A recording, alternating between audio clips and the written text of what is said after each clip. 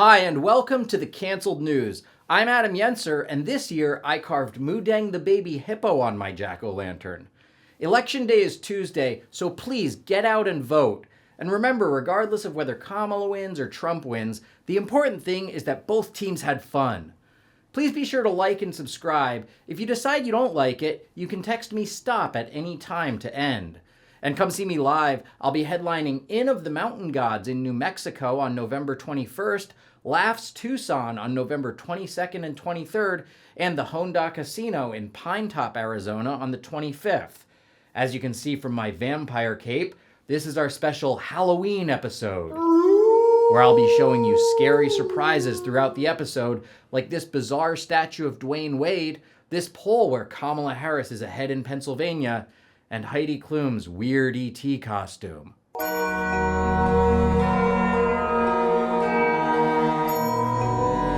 Now here's what's in the news. On Sunday, Donald Trump held a massive rally at New York's Madison Square Garden, and all the squares were there.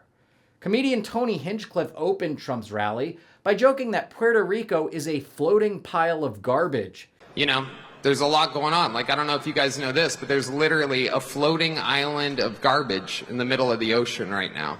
Yeah. I think it's called Puerto Rico. Okay, all right. He made the comments from the island of Manhattan, seen here.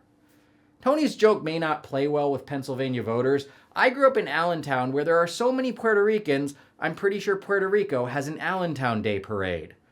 I watched Tony Hinchcliffe's whole set, and the jokes may have been funny at a roast or comedy club, but I don't know that it was the right tone for a political event. The last time most of these politicians saw a comedian perform is when Zelenskyy begged them for more money. A Dodgers fan in Los Angeles accidentally blew off his hand with fireworks while celebrating their World Series win.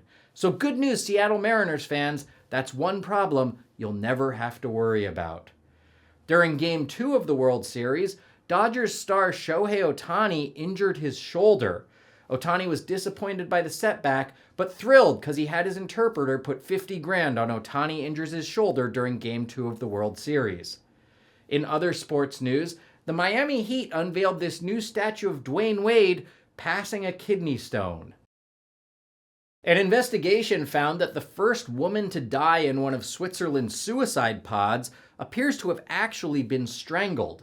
In other words, she killed herself the same way Jeffrey Epstein killed himself. In a new documentary, Tucker Carlson claims that he was once physically mauled by a demon in his sleep, which left bleeding scratch marks all over his body. Here's an artist's rendition of what the demon may have looked like.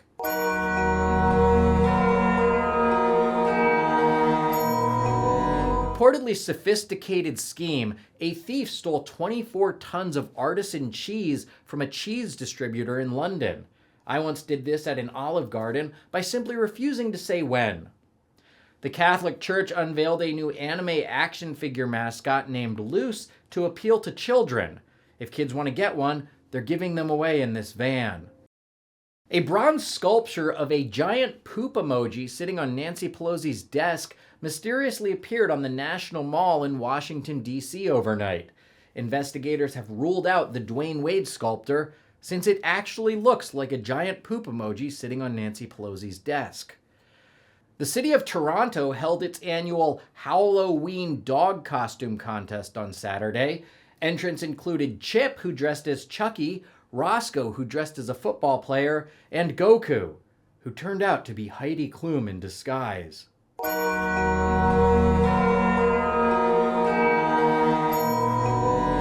McDonald's has begun selling quarter pounders again after an E. coli outbreak halted sales in several states.